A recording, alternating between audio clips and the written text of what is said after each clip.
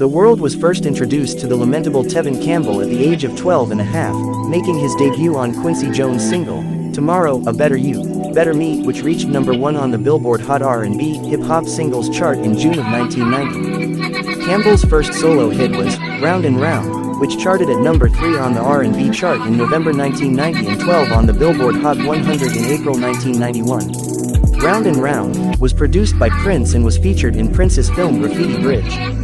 Campbell has released platinum-selling albums like his self-titled debut Tevin and the follow-up I'm Ready. His songs, Tell Me What You Want Me to Do, Can We Talk, and I'm Ready, all reached the top 10 on the Billboard Hot 100.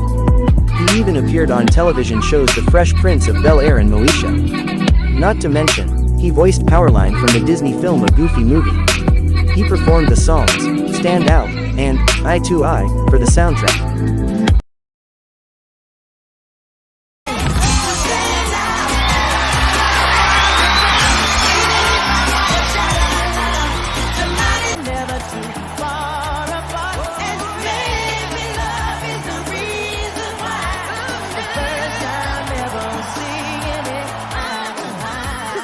It's because of this role that Campbell has seemingly cemented his legacy.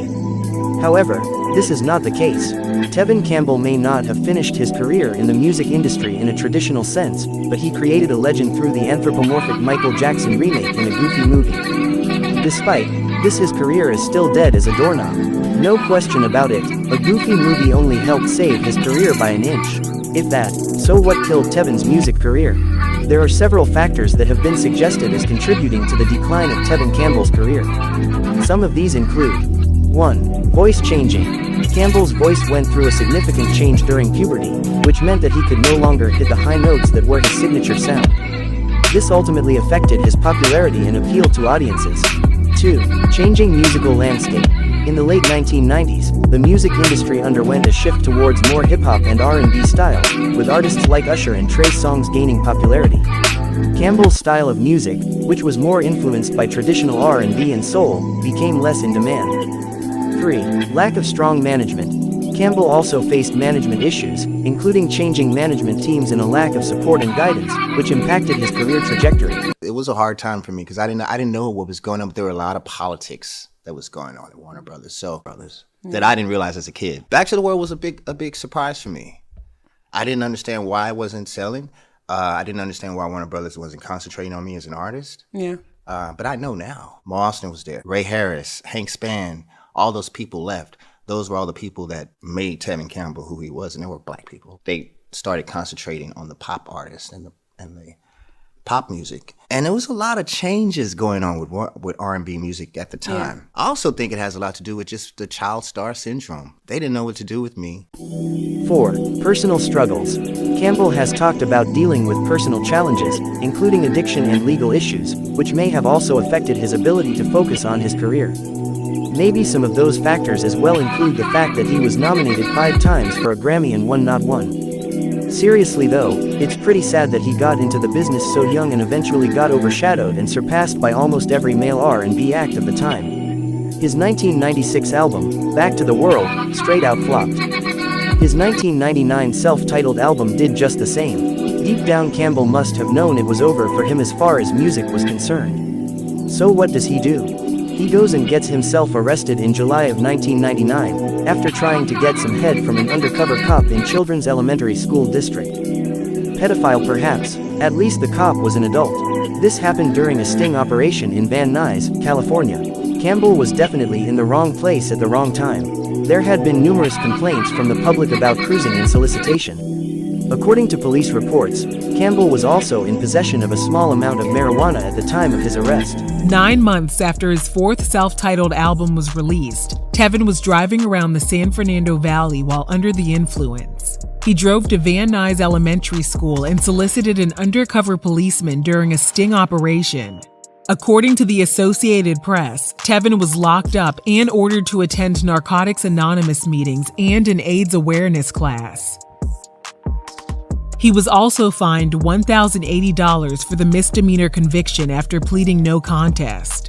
He later told I Miss the Old School website he was using multiple substances at the time. Because the officer involved was a man, He added that even though the incident has left many people to speculate and spread rumors, he didn't care what they thought about him. What many of his fans don't realize is Tevin got into a lot more trouble after that incident. He said he went to jail again and did some really bad stuff. It just never made the news. In that moment, his boy next door image was squashed by the po-po who caught a pothead trying to get some world. Coming from the entertainment business at such a young age, who knows what other drugs Campbell has done or what other bad things he's done that never made the news. These Hollywood guys and gals are pieces of crap. It's ridiculous and uncalled for that some of the most important and successful people in this world carry on the way they do. Without expectations of consequences. They aren't just despicable, they are just horrible people. Tevin being no exception. There's no point in regretting.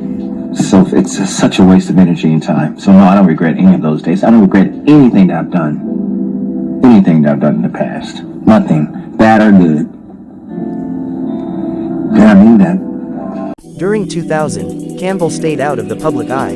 In 2001, they released the compilation album, The Best of Tevin Campbell, which they usually do at the end of someone's career. What Campbell did in the entertainment industry from 2002 to 2021? Nothing. Yet, in 2022 he hops himself on a podcast to come out as gay to the world. Final nail in the coffin.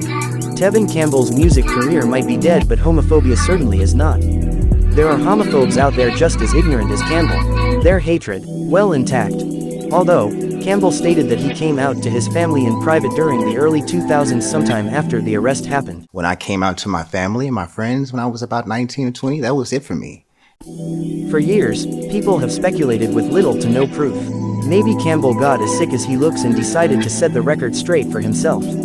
Yes, Campbell has continued to perform, indicating that while his mainstream popularity is completely gone, he still has a dedicated fan base despite not being Chris Brown or a rapper. That's the story.